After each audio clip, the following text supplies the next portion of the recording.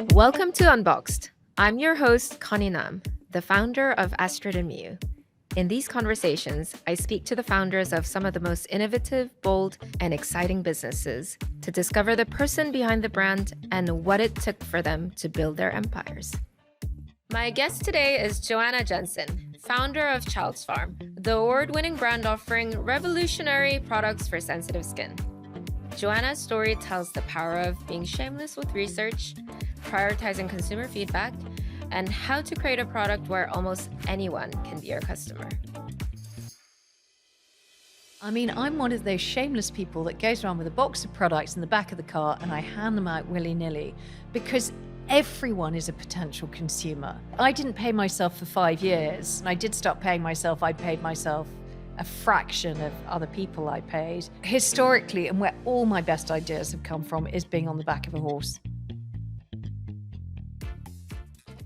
Hi, Joanna. Hello, Connie. Thank you for being here. I'm so honored to have you as my guest. Well, it's such a delight to be here. Thank you for having me. Yeah, so we'll go straight into the questions. Tell me about yourself as the founder of Child's Farm, but also like as a person, Joanna Jensen. Joanna Jensen. So, I mean, first things first, I'm a mum of 2 girls. I mean, that's how we're normally defined. I'm Mimi's mum and I'm Bella's mum, which I think people refer to you as being your children's parents the entire time. I'm not sure most people know my name even. And so I founded Child's Farm for my girls. Bella was born with really bad eczema, atopic eczema, really sensitive skin, and there were no products on the market I could find that would soothe that. And so I took it upon myself to make my own formulas for her. And those were what became Child's Farm. And I launched that in really 2011, the end of 2011, with just on a website, a couple of really exciting bits of PR in equestrian magazines, because they were the only people I knew. And that was the start of Child's Farm. And it sort of snowballed really from there. And because Bella had really bad atopic eczema. 1 in 5 under 5s do have atopic eczema in the UK. What I created for her actually resonated with so many other parents. So very quickly, we started with Ocado and Amazon in 2013 as our first form of distribution, then Boots and Waitrose in 2014, and then it went completely nuts. We had a couple of viral Facebook posts where first instance, a mum said, "You've cured my daughter's eczema on her hands." And then a year later, a lovely woman said, "You've cured my psoriasis." And this was both using our baby moisturizer. So it was not only a fantastic solution for my own children, but as I had thought, there were so many others that could benefit from these fantastic formulas that were fun, they were naturally derived, they were sustainable, they smelled fantastic because we used really fruity fragrances, which everyone loves. And they look fun because, when I was a kid and I had eczema, everything was blue and white, looked medicinal, and I wanted it to be much more fun. So all the labels were all the colors of the rainbow, featured my kids, they featured the animals from our farm, which was actually called Child's Farm. And so it seemed to resonate not only with kids, but with parents as well. So I think a solution provider. Yeah, I love that it came from your personal pain point. And that's when it becomes very successful, when it comes from the founder's personal pain point, doesn't it? And for me, I'm personally a loyal fan of Child's Farm. So my second one, she had a severe eczema. And we tried every single product in the market. And we're now stuck with Child's Farm. And even I use it. Oh, brilliant. I mean, but it's one of those things. And you and I both know from our fellow female founders that we know, most of these businesses that people start up, women start up, are because they're scratching a personal itch. And it's something that they really need to deliver on for themselves or their family or a member of their family. And it just becomes so much more genuine and much more authentic. Yeah, absolutely. And what do you think is so special about the formula? Let's go back to the product. It's so good. Oh, yeah. Well, I was brought up, my mother was a bit of a hippie. And I was brought up, every time I was treated, it was either homeopathically or naturally. And so those were the values that really stuck in my mind. And I've always been very interested in cosmetic products. So when I was formulating the Child's Farm products, there were certain criteria I had to hit. There were certain ingredients we did not want to include, say parabens and SLSs, for example. But there were other ingredients we did want to include, like shea butter, cocoa butter, glycerin, which have been used for years to soothe angry skin. And that was really, really important. I wanted naturally derived, natural origin ingredients. And I didn't want to use any ingredients that didn't have a backstory. So we had to know where everything came from. And we used to use an argan oil, for example, that came from a community in Morocco. Our coconut oil comes from a community in the Philippines.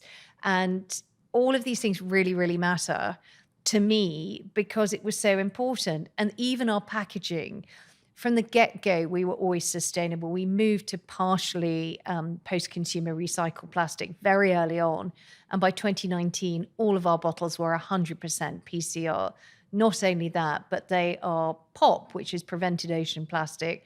And ours come from Indonesia. It's an island of 223 million people, the bulk of which are drinking bottled water or bottled drinks.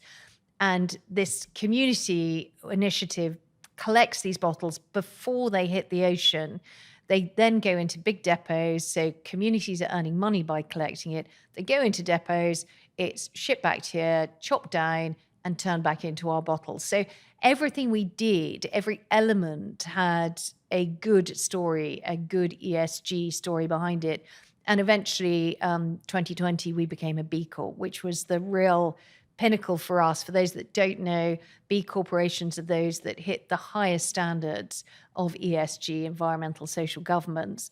And so that was a real feather in our cap of knowing everything we'd done the whole way was thinking not only about skin, children's skin, and in fact adult skin, because 27% of our users are adults. It was thinking about the right thing for their skin, but also the right thing for the planet. Which is a very long-winded answer to what you've asked, but I think what's so important now is for those people that are founding a business or have a business is knowing that your impact on the environment, your impact, negative impact your products create, you've got to be conscious of that because, you know, we're all leaving a legacy for our children. You're a mum, I'm a mum. And it never hits you more than when you have children about how you're going to leave the planet for them. So I think it's a vital thing on your tick list of things to do when you're setting up a business now. Yeah, absolutely. And I love how you know the story behind every single ingredient of your concoction. And how did you go about formulating initially? Did you do it like on your stove? Did you find a chemist? How did you go about it? Well, I did fiddle around at home myself, but actually I was introduced to a brilliant company down in Kent, Medichem, and I was introduced to them because I knew that they had done the Dutchy originals. Can you remember back in however long ago, the Dutchy Cornwall created a number of products, which they subsequently sold to Waitrose. But I found this company, Medichem, and they'd done all their formulations. So I knew that they understood about natural origin, and organic as well. And I worked very closely with them. And actually, I had a list already of things that I didn't want in there, but things I wanted to include. But also the only thing that Max, their formulator, sort of got a bit sniffy about was, oh, you've got some really weird fragrances like strawberry and mint. And I said, but that's an English summer, Max. And she's going, oh, it's weird that. Anyhow, she did it. And she said, you know, that's my favorite fragrance now. So what's the inspiration behind the fragrances? Well, they're all fruity fresh, and that was really, really important. Look, you know, my sister hates grapefruit, yet I love grapefruit. We've all got different fragrances we like. So it was really important to give children a choice. So we went through, some, and actually somebody used to call these our pudding fragrances. So they were sort of ones that are blackberry and apple and, you know, puddingy type fragrances, anything rhubarb and custard, you know, those were ones. They just reminded me of, you know, English summers and autumns. You know what? My kids love sniffing on your products. They're like, this smells like chocolate, marshmallow, because you have that chocolate and marshmallow flavor, right? Yes. Yeah, that was brilliant. But it is, you know, I think you've got to dial up your childlike imagination about the fragrances. My kids as well were hugely influential. And at one stage, one was heavily into pineapples, one was heavily into watermelons. And so I smashed them together and made a body wash that was pineapple and watermelon. So I pleased them both in one go. And it sort of smells like toffee apples. It's utterly delicious. It's my favorite. But it means that bath time can be different every day if you want it to be. And, you know, they'd sometimes sort of say, no, actually, I'm in a raspberry mood tonight. And so they'd use the raspberry bubble bath. And it's that sort of mix it up, the excitement of having choice that's so important. And, you know, at one stage we thought, I mean, I remember when I was a girl, you had these sets of shampoo, conditioner, moisturizer, and body wash that were all the same fragrance. And we did try that once, actually, with a fig fragrance. And A, it was too sophisticated for our audience, being little boys and girls. But B, they love mixing it up. They don't care if their shampoo is strawberry and mint, their body wash is orange, and their bubble bath is a tangerine or raspberry. They don't care. They engage with the imagery. They engage with the different fragrance. It's like walking into a cornucopia of smells. And I think it's really, really important. Yeah, absolutely. And you make everything sound so effortless, but what were the early years like? What were your struggles? Well, Connie, you know better than anyone else. You know, we're like graceful swans on the surface, but underneath we're flipping going mental with the amount of energy we have to expend. I mean, for me, it was quite challenging because I was on my own. I had 2 small children and it was, you know, endless strife. But I think what's so important, and I'm sure you resonate with this, is the fact I was so passionate about it. I truly believed in what I was doing. I'd seen the results on my own children's skin, and I knew this would work on other children's skin. And I was just super, super passionate about it. And despite all the hard work, it was fun. And it was a challenge. I was putting myself out there. I was doing things that, you know, I hadn't thought I was capable of. I was meeting fascinating people. Yeah, I was exhausted. You know, you'd get up in the morning, do the kids, take them to school, work, pick them up from school, feed them, put them to bed, work. It was, you know, weekends were working. You know, it was an endless cycle, but it suited me. Yeah. As a person. And I mean, you're pretty the same though, aren't you? Yeah. I think entrepreneurs are driven by like doing our own thing, having control over everything and not being told what to do, right? Yeah. And that motivates us. And waking up in the middle of the night and, you know, solving a problem literally as you sleep. Yeah. It's kind of weird, but it happens. Yeah. That must have been so hard because I started Astrid&Miyu before kids. I'm not sure whether I could have started a business while I was raising kids. Because they were toddlers, right? When you were kids. And you were a single mom at that time as well. It was tough. I mean, but look, I didn't have another source of income. And I had invested so much in Child's Farm. And I'm stubborn. I mean, you know, I'm a Taurian. I mean, you know, we don't stop. We just get on and do it. And I was quite determined it wasn't going to fail. But I had 100% belief it would be successful. Because I just knew it worked for my girls. The feedback I had from my consumers, and this is what's so important and can sometimes be overlooked. You know, we have a view and we're the view of 2 people. You need to put yourself out there. If you've got a new idea, you've got a new product, you need to go and introduce it to consumers. And they've got to be people that you don't know, because family and friends tend to sugarcoat anything because they just want to make you feel good. Yeah. But people you don't know will be really, really honest. And I put myself out there. I gave away samples with questionnaires. I wanted to hear the feedback and I listened. And, you know, my motto is, you know, consumer insight is everything. There is no greater insight you can get if you are running your own business or selling products. Yeah. How did you go about running consumer, I guess, feedback at that time? Oh, I was shameless. I had no qualms. I'd go to the school. I would ask any groups of people that I could come across. I would do, say we sampled with water babies, for example. We have a 3-in-1 swim. So who better than to give out a load of samples to water babies? And I would say, can they fill in a questionnaire? We did independent user trials, which we asked parents of children with medically diagnosed eczema to use our products and then to feed back on how they behaved on their skin. We could not get enough feedback from consumers because even though, as a disruptor brand, you're creating something that no one's ever seen before or had before, but you can't immediately then assume that they're not going to like it just because they're unfamiliar with it. I was talking to Vivian Wong the other day about Little Moons, and exactly this. Who knew that they needed mochi ice cream in their lives until Vivian and Howard created it? So you've got to sort of push yourself out there, but consumers are very honest and they'll tell you. And, if I was starting a business now, I would do it exactly the same way. I would be asking people. I mean, I was the shameless woman that used to go up to poor women in Boots who were shopping the baby toiletries aisle and say, why are you picking that? Have you heard of this brand? I mean, I was totally shameless. I love that. And what was the initial feedback? All of it was tremendously positive. And that's the thing. We had created something that made bath time fun for those who had poorly skin. And it was a category that was a bit of a dinosaur of a category. Nobody had touched it for years. The old stalwarts were there, Johnson's Baby, Baby Dove had come along. But it was a sort of bit of a no man's land. And I hadn't even considered that when I started. I just thought this is something my kids need. But actually that played to our strength because we could completely disrupt it.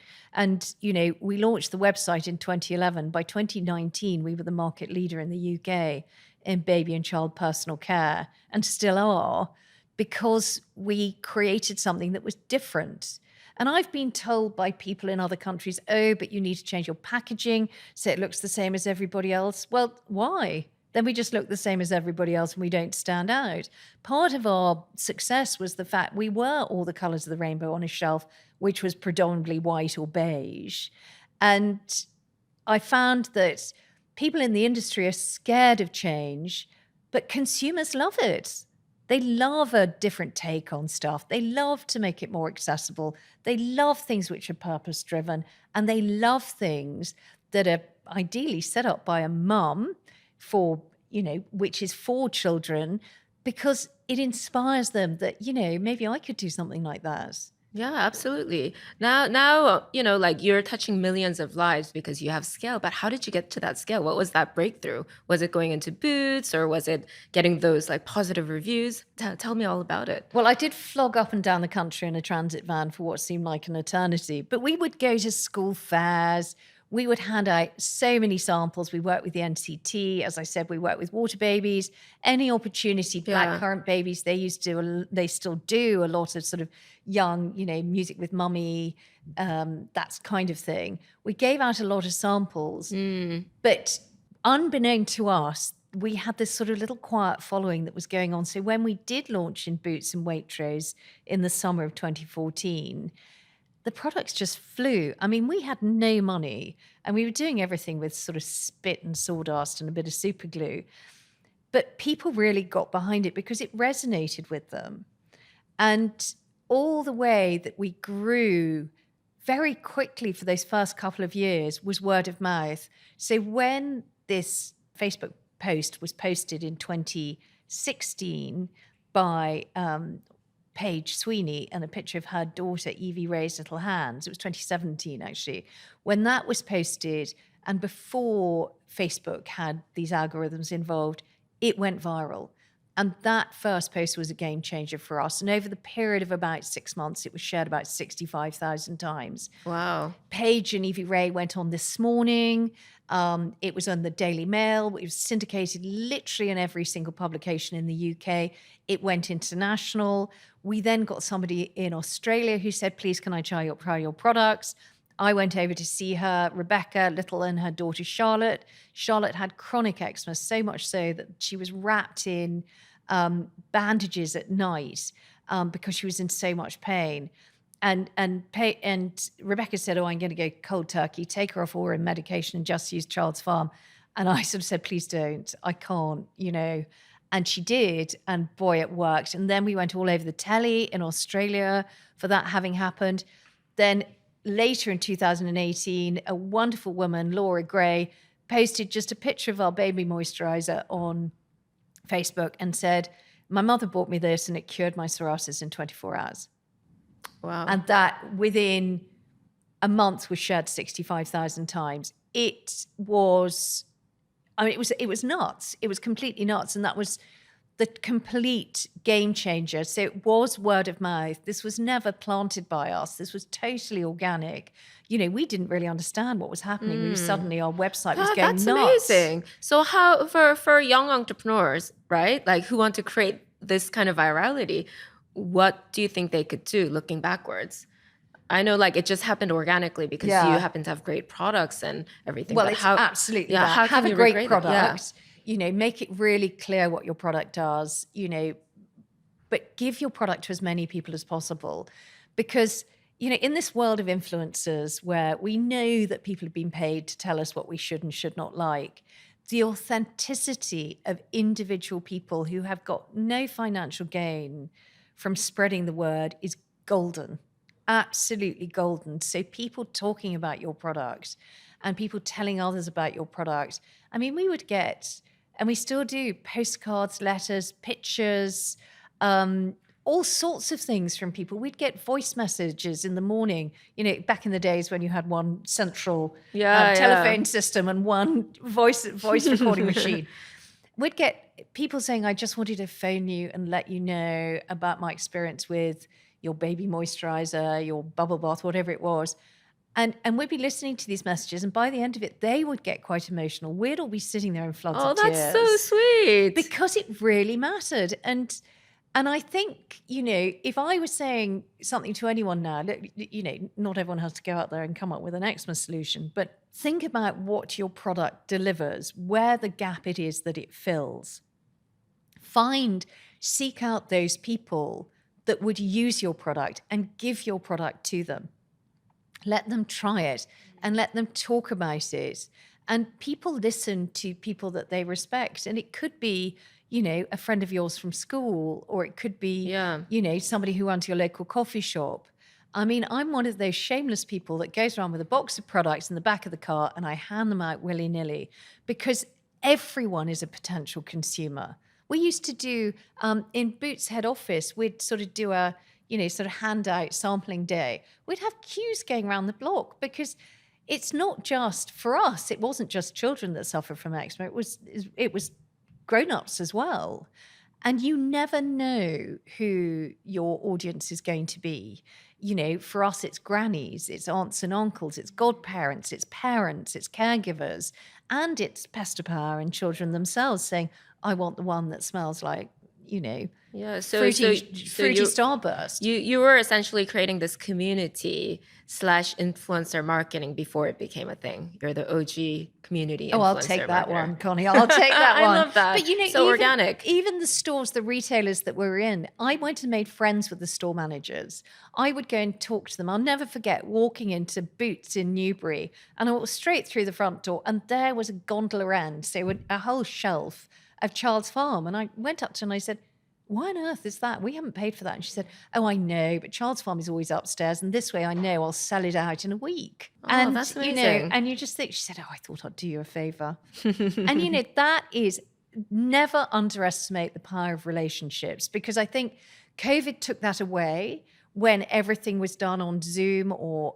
just an email or a text.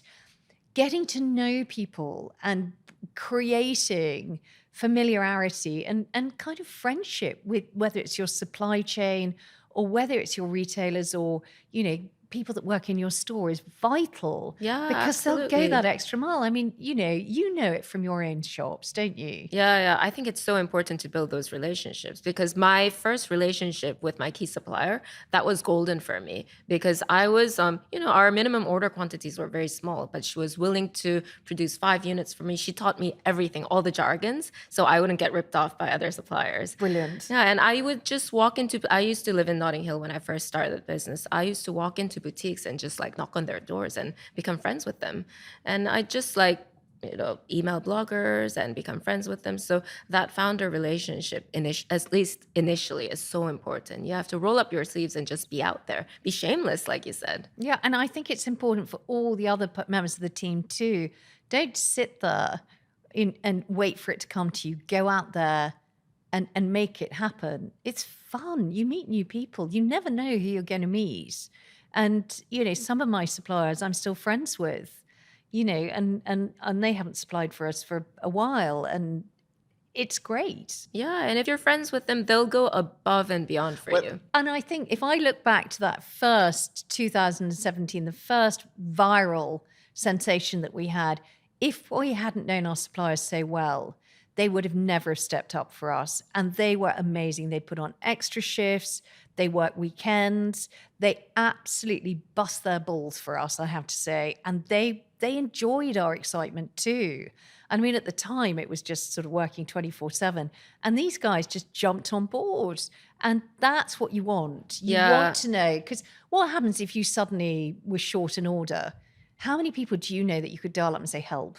Yeah. I think that's so important, such an important point, because when I first launched Astrid&Miyu, we were featured in the Grazia shopping list. And I think we only had like 20 units of that particular earrings. And they just sold out within a day. And I called up my supplier at that time, who is the supplier that I mentioned. And she just like produced and shipped things right over. So, the products were on pre-order for 1 week and the customers could get them.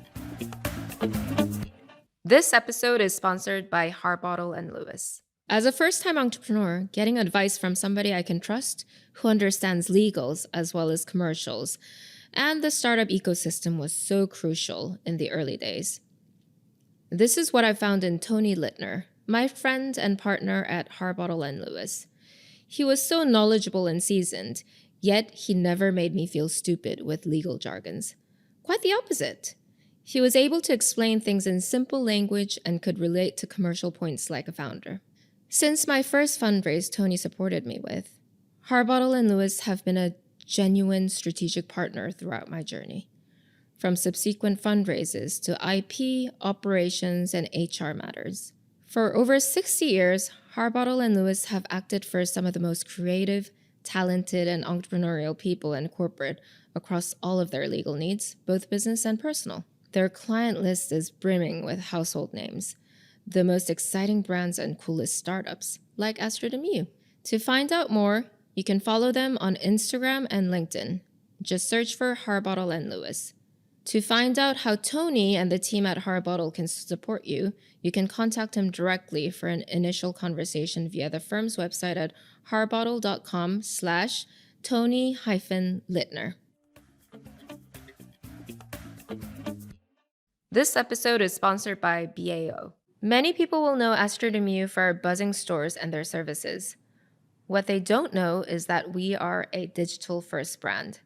After our quick store expansion, we were looking for an agency who can elevate the brand, guide us to scale, and build a truly omnichannel brand. That's when we came across By Association Only, otherwise known as BAO, the Shopify Plus agency for the world's most design-conscious luxury brands. They are founder and values-led, just like Astrid&Miyu. They also just got the intangibles of brand building while being highly technical. The founders, James, Joe, and Ewan, are so down to earth, and they're just there to talk to you whenever you need them. BAO is a true partner and an extension of my team. If you're looking for an award-winning Shopify Plus agency that prioritizes design, technical innovation, and commercial growth, please visit byassociationonly.com, also linked in our show notes. So listening to your story, I feel like there is a common thread. You've got grit and you've got so much confidence and self-belief. Where does that come from? Walk me through all the way back to your early years. Oh, my mother was a bit of a dragon, still is, and always pushed us to be better. And we were super conscientious. We never really pleased her. We could have always done better. I was the youngest, so I was always, a bit of a pain. I remember getting my A-level results and I was interrailing, and I think I was in Italy, and I had to sort of phone up with one of those, from those phone box in Italy, shoving the coins in. And I remember I got 2 Bs and I failed French. I was really lousy at French. I don't know why I did it. And she said, well, hugely disappointing. I wouldn't bother coming home if I were you. And that's what I dealt with. So I was never given encouragement or well done or praise or anything like that. And it was just always pushing us to do better. And so I always sort of felt like I didn't have anything to lose. And I'm quite a good disguiser of how I really feel. If I'm not 100% behind something, I won't have the confidence. If I'm 100% behind it, I will. I'm also a bit of a loudmouth frog, and I can be quite compelling just because I can talk somebody into it. And it's the fact is I don't want to be that person who can't make a decision. I'm a great believer in make a decision. It doesn't matter if it's right or wrong, just make a decision and move things on. Because when you're running an SME, it's pace. You've got to do everything at pace. And you can't sit there and have meeting after meeting procrastinating. You lose the passion. People get fed up. Nobody wants to go and work in a job which is just involves sitting in a room, having meetings, discussing the same thing again and again. We didn't have that agenda. Our agenda was always make a decision and move on. That decision could be, right, we're going to do 3 pieces of research to give us the answer on this one, but you've made a decision. But we couldn't do a board meeting each month and draw out the same things again and again, because it meant we weren't moving forward. But I'm a bit of I think it's fair to say I'm a bit of a bullshitter, because when I'm not comfortable, I put on this facade that I am. But you've probably noticed I love talking. That's so important though, right? They say fake it till you make it. Yeah, it is. And confidence, like the I guess like the facade of confidence is really important, because people want to believe in you when you're an entrepreneur. So Joanna, you started the business in 2011 and sold the business in around 11 years last year, which is the dream for a lot of founders. Can you tell me about the journey and what you're up to now? In March 2022, I sold 91.5% of the business to PZ Cussons, which is a British personal care PLC. So that was, the culmination of about 12 years really hard work. And the decision was, we were actually looking for private equity because we wanted to grow the business internationally, but felt that we didn't have the war chest, the financial war chest we needed to do that. And then PZ Cussons came into the mix, and we all sort of rather fell in love with each other, saw it as a perfect fit, and actually it worked incredibly well for me at that time in my life, and also for my shareholders who'd been on quite a long journey with me.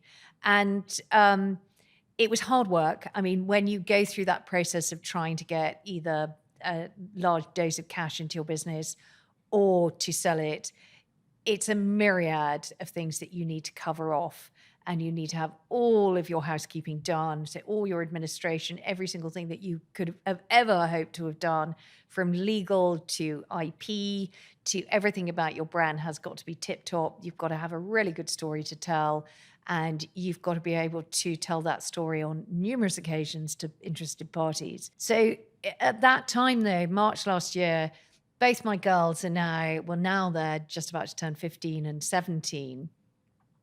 And sadly, my mother's got advanced dementia. So my time was really being pulled by them. And I felt it was time that I put them first, because no matter how hard I tried, Child's Farm always trumped the kids. So it meant that I had time for them, for mum, and also my poor long-suffering boyfriend, Jonathan, who was hugely supportive, but, found that he was sort of second fiddle too.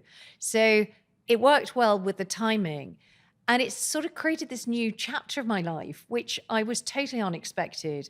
I got involved with an initiative called Buy Women Built, which was, very well, set up by our friends Sahar Hashimi and Barney McCauley, which was to bring founders like us together, and to learn from each other and to support each other as we go through the growing pains of creating a business. And through that, I've met some fantastic founders, including you, and also some opportunities to invest as an angel investor. And so this new chapter in my life is all about helping predominantly female founders on their journeys, giving them advice, giving them some mentorship, doing the investment. I've invested now in 11 businesses. Can't believe I have, but I have. All female founder. One of the founders is female, which I love. Some I'm getting involved with in a sort of busy relationship. So I'm actually, probably once or twice a month getting involved with them, but enough to let them, I hope, flourish without me being too interfering. So that's a huge part of what my life is now. And also, I've always had a very long-term relationship with riding for the disabled and Paralympics GB. And I'm now doing more work with Paralympics GB, which is totally underfunded. I mean, Paris is coming in 2024, still don't have enough money for all the athletes to go. And they have a philanthropic arm, which is called the Parallel Club, which I'm going to become the chairman in September, which I'm really excited about. Congratulations. To raise more awareness. It's all so inspiring. I can't wait to go to your next you. gala. Sorry, I missed it last time. Oh, no, but I mean, it's fun. And part of this challenge to myself is as well, personal challenge, physical challenge. And, I was saying to you earlier about, when we were going through the process, I spent my life going through all my staff's drawers in the office at 2, 3 in the morning and just eating whatever was there, which involved an awful lot of Haribos. And so I've been getting myself fitter. And the pinnacle of that is I start training in November for a flat horse race in August next year. Oh, wow. In glorious Goodwood. It's called the Magnolia Cup. It's only women jockeys, not professionals, all amateur. I'm coercing as many people as I can to come along and do it with me. But I wanted something that was, again, a sort of physical driver for me. Because, like you, we can't sit still. We're kind of always itchy. And as Mimi, my eldest, is 17, she's just doing her A-level year, coming in September. She's then going to want to go and do other things. And I know she is always talking about the business she sets up. And so in due course, I'll be ready to help her with that, whatever that may be. That. I can't wait for my girls to grow up and say, I want to start my own business. But they already have. Yeah, in fact, my second one, Sky, she's working on her jewelry business and a secret agent business. I rock and roll. I mean, you've got to have irons in the fire. If the jewelry business or the secret agent business doesn't work out, she's got something to fall back on. Yeah, absolutely. She can always pivot exactly, if she's willing. Exactly. Yeah. So it sounds like you've really found your second life after selling your business and really flourished. It sounds like you're in your element. Have you had any moment of doubt or a grieving process after you sold Child's Farm?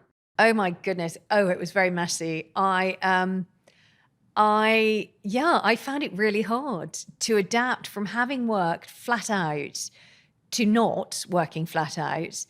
I was overthinking. I was doubting whether I'd done the right thing. I felt like I'd had a limb removed because it was so much part of my life and so much part of the kids' life. And, I would find myself getting really upset about the tiniest thing. And, I did financially well out of it. So Jonathan kept on sort of saying, go and look at your bank balance. But these things are more than that. And it's really hard to explain, but I think absolutely. You understand. Yeah, it's your identity, right? You poured your heart and soul into it and you've put all your finances into it. And it was everything. And I'd made so many sacrifices for Child's Farm. I mean, untold sacrifices. And the people that were most hurt by that were actually the kids. And they were the ones that found it as difficult as I did to adapt to life after Child's Farm. And I think I probably had a grieving process of about 8 months. Wow. And how did you overcome that? What was that process like? Oh, with a lot of help from Jonathan, actually, who is an executive coach. So did you meet him through coaching? Was he your coach? No, we were fixed up on a date by his cousins, actually. Okay. But, otherwise, it would have been really naughty. I know, that would have been not allowed. Well, actually, I did ask him to be my coach after I first met him, and he said, "Don't be so ridiculous. I want to take you out for dinner. I can't be your coach." But actually, he did introduce me to the most amazing lady, Jane Stevens, who then was my coach for 3 years. And she helped me enormously deal with, I'm not a great people person, and in so much as I'll go into the office and my brain's working and I don't do the niceties of saying, hello, how are you? Did you have a nice evening? And I had to teach myself to dial that up. I'm also someone who gets my energy by being on my own and not being around people, which is sort of slightly contradictory. I'm so surprised because you're so good at talking, you're so engaging. So I would have always thought you're a super extrovert. I'm the person that used to go on holiday on my own because I just needed time to recharge. And you know what it's like when you've got children. I Yeah. mean, you can't even go to the loo on your own. Yeah. I mean, even now they just march straight in. And I sort of started to say, right, we are going to have some boundaries about the loo. And if it's not them, it's the dogs or even the cat. I mean, she's shameless. So there's that kind of thing is, you know, it matters. And I think the other thing I would say to anyone who is a founder is just don't be afraid to realize what gives you energy and what doesn't give you energy, and to find that time to give you what you need to thrive. Yeah, I'd agree with that. So what gives you energy? How do you keep yourself sane or less insane? I tell you, the one thing I do is reformer Pilates. That's the best thing I've ever done. It just calms me down. Yeah. But historically, and where all my best ideas have come from, is being on the back of a horse. We've always had horses in our lives. And for me, it's like a meditation.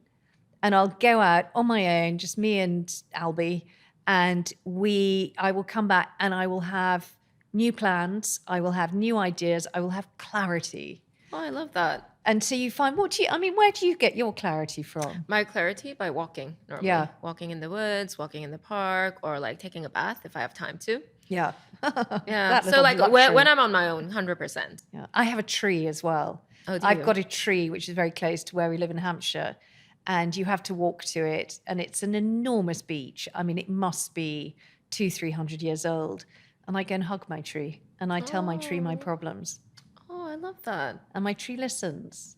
It doesn't talk back. Doesn't talk back. And I feel, you know, that whole thing about grounding yourself. Yeah. And getting perspective. And that was the thing. When I look back, and even a year ago, the things that upset me about, you know, the business were not things to be upset about at all. It was things to just sort of move on.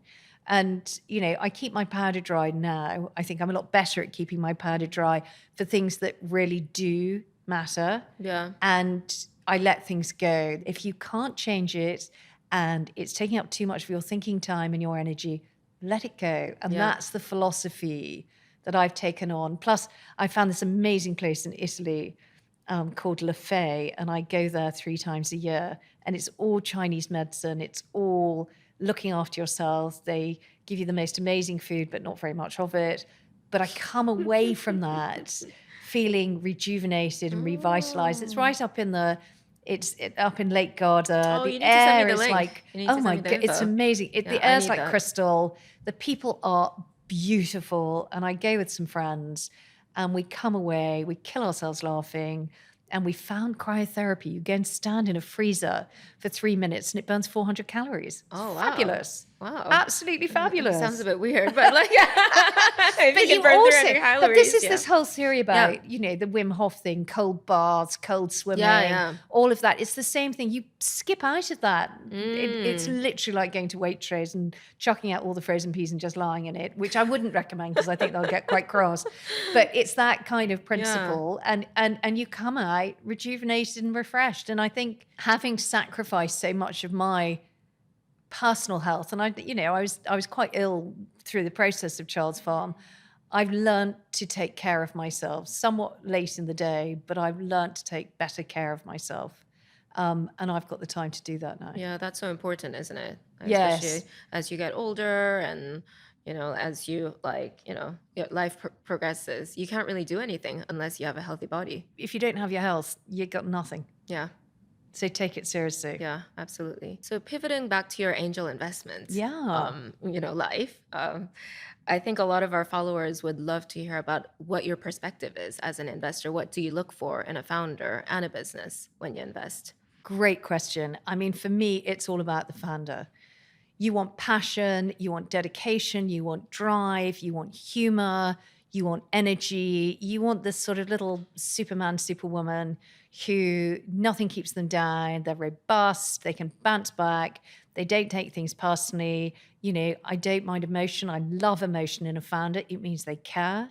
And so for me, the founder is the absolute driving force behind whatever it may be.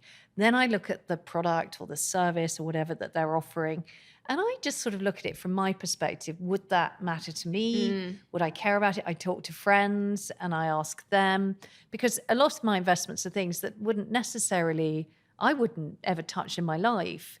You know, some of the services are things that I wouldn't, but I get why others would. And so getting other people's perspective is really good. And also knowing the value of their business. I mean, there's too many businesses that haven't even sold a thing that are valuing themselves at 6 million. You know, let's be realists for a second. If you're looking for a startup investor, that startup investor is coming in and taking enormous risk by supporting you. So until you have got a revenue stream and you've got distribution and you've got consumers, keep your valuations really realistic. Yeah, and that goes back to the founder character, right? Whether they're Totally. humble enough, whether they Yeah. think they're the shit when they have nothing. I mean, I didn't pay myself for 5 years. Same as me. Yeah, and even then, when I did start paying myself, I paid myself a fraction of other people I paid, and for me it was tough because at that stage 90% of my income went on childcare. But you know, I say to founders in the initial stages, you should be eating out of the bins. You know, if you've got enough money to go on glitzy holidays and you've got enough money to go out for really nice dinners, why are you not backing yourself and investing in your own business? Because that's what I look for as an investor as well. That founder has got to have skin in the game. That founder has had to have made sacrifice. That founder has got to have their balls or their boobs on the line as much as the investors have. And if I go in there and I see a deck and I've got someone who's paying themselves £120,000 a year, I will say thank you, but this isn't for me immediately. So how do you assess the founder characters? What kind of questions do you ask? What do they need to answer to you? Well, I think you can sniff them out at 1,000 paces, the ones that really mean it. They're the ones that, you know, you find yourself smiling and you know, you want to hear more from them. You're engaged with them. You love their perspective. They're showing you a perspective maybe you've never had.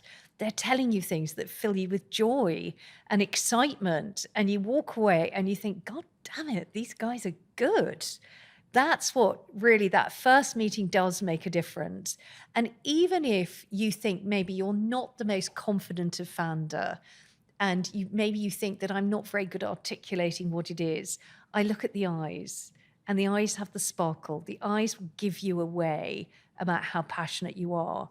So even if you can't articulate it that well, because many founders lack that confidence, it doesn't mean to say that you can't see the sparkle of passion in their eyes. And I always say to those founders who sort of say, oh, I'm not very good at that, I'm not very good at that, find someone on your team who complements you. The whole of your team that you build should all complement each other. It doesn't mean to say you have to take on a co-founder. I think that can, at that stage, unless it started with a co-founder, don't try to bring in a co-founder. Bring in your leadership team, so your senior guys that complement you. So you've got different perspectives and you've got different skill sets. But don't duff yourself up because you're a bit shy. Yeah, I completely agree. Because confidence doesn't equate competence. No. And you can see people's passion. And you have to just see people over time and see what they execute and how they deliver on their promises. Totally. And how you scrutinize their business plan as well. Yeah. Because if you take it personally and get really, really angry, that's an example right at the beginning of a relationship, how that relationship is going to continue to be. And I don't really want to invest in a business that's going to be negative and charged. Yeah. I want to be in a business where people are responsive and receptive and can argue their corner and show why they believe that by doing X or Y. Yeah, and have fun debating and challenging each other. Right? And it's nothing is personal. And that's the other thing you have to remember. You have to put on your Teflon overcoat when you're a founder. Yeah, you've got to have grit. You've got to have grit and you've got to be robust.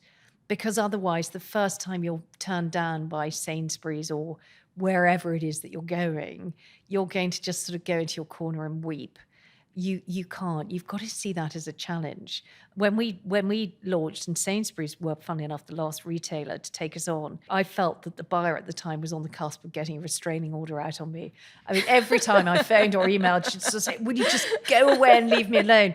And their head office in Holborn, they've got a big billboard outside, and I was going to put up a poster going, yoo-hoo, I'm here, just to annoy her.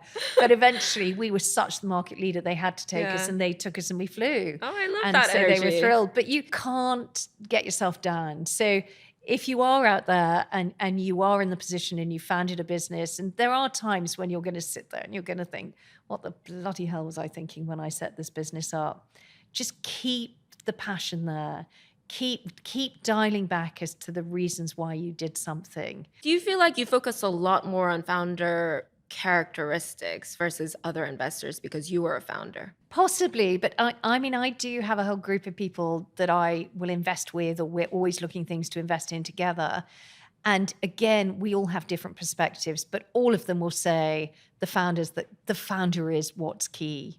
And then, as I say, just if you don't have what you think it needs for your business to fly, find someone else to just supplement that in you. But you just need that self-awareness, right? Yeah, you just got to believe. So what's next for you, Joanna Jensen and Charles Farm? Oh, so for Joanna Jensen, it's going to be much the same, actually. I sort of feel like I'm fully invested at the moment as an angel investor, probably for about the next 12, 18 months.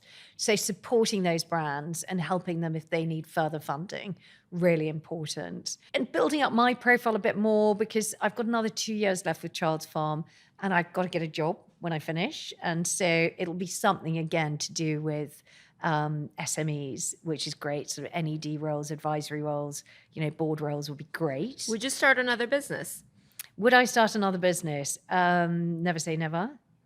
The right thing, my daughter is desperate for me to start a fashion business. I think that's mainly for her as much as for me, but we'll hold that in our thoughts. And then, of course, Charles Farm, actually a lot going on over the next 12, 18 months as they expand internationally. And we've launched in the US in May. That is going to go into retail stores probably early next year. So there's a lot going on there. Great expansion in Europe. Austria, they started about 6 months ago. That's gone phenomenally well. Lots of leads around Europe and the Middle East. So exciting times for Charles Farm as we fulfill our potential. I always said I wanted to be a top 5 global player.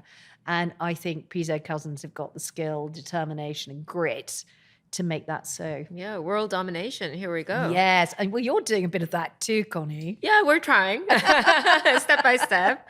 Well, thank you so much. It was a pleasure having you. I learned so much and I'm so inspired. Thank you so much, Joanna. Thank you for inviting me. I've loved it, Connie. Thank you so much for listening. Don't forget to follow the podcast wherever you're listening or watching. You can follow me at Connie Nam, Astrid&Miyu at Astrid&Miyu, and Unboxed Instagram page at Unboxed_Founder Confidential. See you next week.